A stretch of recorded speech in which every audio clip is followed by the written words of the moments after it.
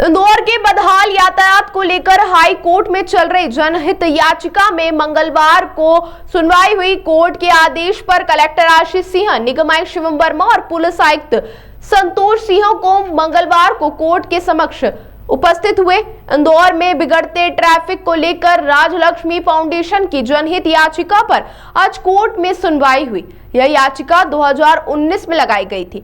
याचिकाकर्ता ने अपनी याचिका में कहा कि शहर में ट्रैफिक सिग्नल खराब होना, दुकानदारों द्वारा अपने सामान के द्वारा अतिक्रमण करना, वहीं रिक्शा द्वारा ट्रैफिक को बाधित करने का काम किया जा रहा है। इस पूरे मामले की सुनवाई में इंदौर के महापौर और हाई कोर्ट के सीनियर एडवोकेट पुष्यमित्र भार्गव को न्याय मित्र के रूप में हाई कोर्ट में उपस्थित होने को कहा गया था ताकि वे कोर्ट की सहायता कर सके। मध्य प्रदेश हाई कोर्ट की इंदौर खंडपीठ ट्रैफिक की समस्या को गंभीरता से लेते हुए 8 जुलाई को एक आदेश जारी किया गया था, जिसमें इंदौर के पुलिस कमिश्नर, नगर निगम आयुक्त और इंदौर कलेक्टर को व्यक्तिगत रूप से उपस्थित होने को कहा गया था, जिसकी सुनवाई आज इंदौर हाई कोर्ट में की गई।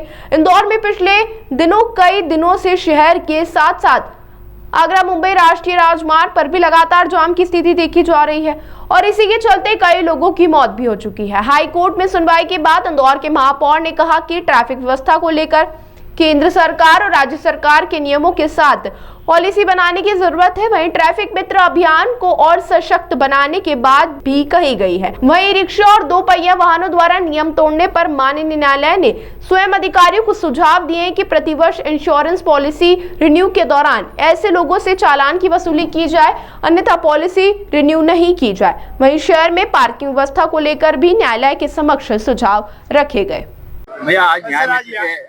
2019 की एक जनहित याचिका में माननीय न्यायालय द्वारा इंदौर के कलेक्टर, पुलिस कमिश्नर, निगम कमिश्नर और मुझे न्याय मित्र के रूप में शहर की ट्रैफिक व्यवस्था को सुधारने की दृष्टि से सुझाव देने के लिए बुलाया था और माननीय न्यायालय ने शहर हित में स्वयं भी और सबके सुझाव लिए हैं, जिसमें विशेष रूप से ई रिक्शा को लेकर पॉलिसी बने, ट्रैफिक और गाड़ियों के संचालन को लेकर चालानी कार्रवाई और उसके एनफोर्समेंट पर बहस हुई। शहर में एक कोऑर्डिनेशन कमेटी बने और नगर निगम की जो कोर्ट है उस माध्यम से ई मोबाइल कोर्ट्स बनाकर फुटपाथ पर जो कब्जा है उसको लगातार हटाने की कार्रवाई पर भी बहुत गहराई से विचार हुआ है। तो ये जितने प्रकार के सुझाव इंफ्रास्ट्रक्चर से रिलेटेड हो सकते हैं, ट्रैफिक इंजीनियरिंग से रिलेटेड हो सकते हैं, उनको माननीय न्यायालय ने बहुत धैर्य से सुना है और विशेष रूप से माननीय न्यायालय ने और हम सबका भी मानना है कि ट्रैफिक को लेकर जितनी अवेयरनेस बढ़ेगी, जैसे स्वच्छता में बढ़ी है, तो ही ये समस्या हल हो सकती है।